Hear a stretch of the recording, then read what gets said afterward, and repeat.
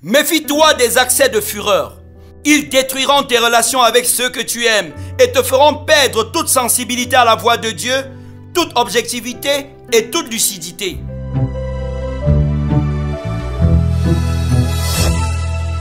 Dieu qui est riche en amour et qui nous a pardonné nos fautes et nos erreurs, nous accueille encore pour nous instruire dans sa parole. Le breakfast d'aujourd'hui s'intitule « Attention à la fureur » et il s'inspire de Acte 5, verset 33, qui dit ceci. « Furieux de ces paroles, il voulait les faire mourir. » Amen.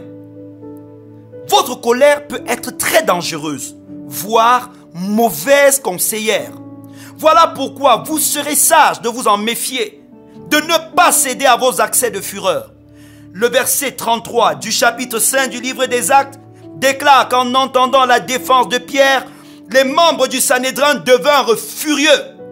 Ceci ne fut pas sans conséquence sur les décisions importantes que ces gens s'apprêtaient pourtant à prendre.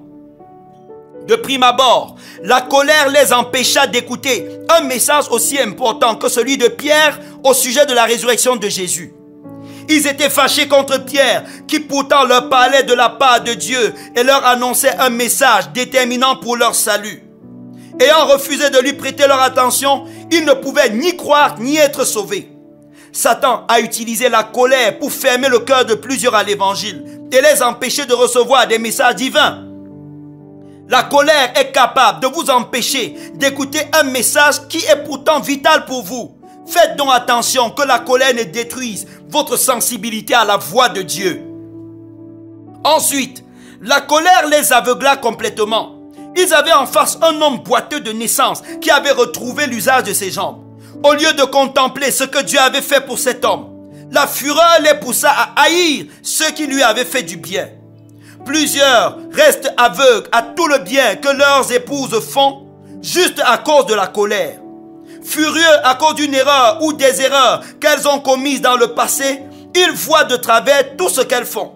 Il en est de même de plusieurs parents à l'endroit de leurs enfants. Ne laissez pas la colère faire son lit chez vous et détruire vos relations avec des personnes qui vous aiment pourtant. Ne permettez pas à la colère de vous aveugler au point où vous ne voyez pas le bien que beaucoup vous font.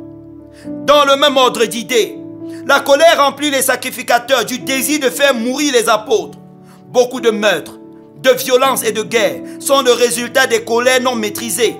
La colère vous remplira du désir de vengeance, vous remplira de brutalité, de rage, du désir de meurtre. Elle vous fera perdre toute lucidité et tout contrôle. En définitive, méfiez-vous de vos accès de fureur. Ils peuvent être funestes pour vous et pour votre entourage. La colère vous fera perdre toute sensibilité à la voix de Dieu, toute objectivité, toute lucidité et toute maîtrise de soi. Gardez-vous de la colère. Amen. Prions ensemble. Présentez votre cœur à Dieu et demandez-lui maintenant de vous libérer de toute forme de colère. Ces jours, j'ai entendu plusieurs personnes, des hommes comme des femmes, qui sont en train de se détruire et de détruire leur bonheur à cause de la colère. Présentez toutes ces situations à Dieu. Demandez à Dieu de vous guérir de tout ressentiment contre votre mari, de tout ressentiment contre votre femme, de tout ressentiment contre votre enfant, de tout ressentiment contre votre parent. Présentez les personnes qui vous ont irrité ces jours. Repentez-vous de toute forme de colère et demandez à Dieu de vous adoucir le cœur.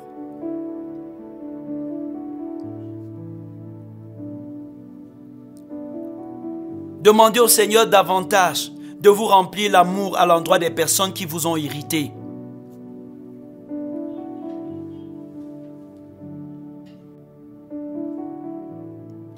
Demandez à Dieu de vous aider à réparer tout ce que vous avez détruit dans la colère. Je parle à un homme ou à une femme qui a détruit son ménage, qui a blessé ses enfants. Je parle à quelqu'un d'autre qui a blessé un employé qui avait une position clé dans sa structure. Demandez à Dieu de guérir ces personnes à qui vous avez fait du mal. Et de vous guérir vous-même de tous les effets de la colère sur votre santé. Toute douleur gastrique quitte votre corps toute palpitation disparaît en ce moment. Oh Père, s'il te plaît, toi qui n'es plus en colère contre nous, qui as accepté de nous pardonner gratuitement en payant le prix le plus cher, de grâce, guéris le cœur de nos auditeurs, délivre-nous de colère et relâche ton esprit afin qu'il nous rende capables de maîtrise de soi au nom de Jésus. Amen. Après ce message, pensez à envoyer un message rempli d'amour à quelqu'un qui vous avait irrité dans le passé. Faites-lui savoir que vous n'êtes plus en colère contre lui. Même si vous ne ressentez pas encore ce que je dis, envoyez un message par la foi et vous verrez comment la puissance de Dieu se suivra. Soyez remplis de maîtrise de soi dans le nom de Jésus. Amen.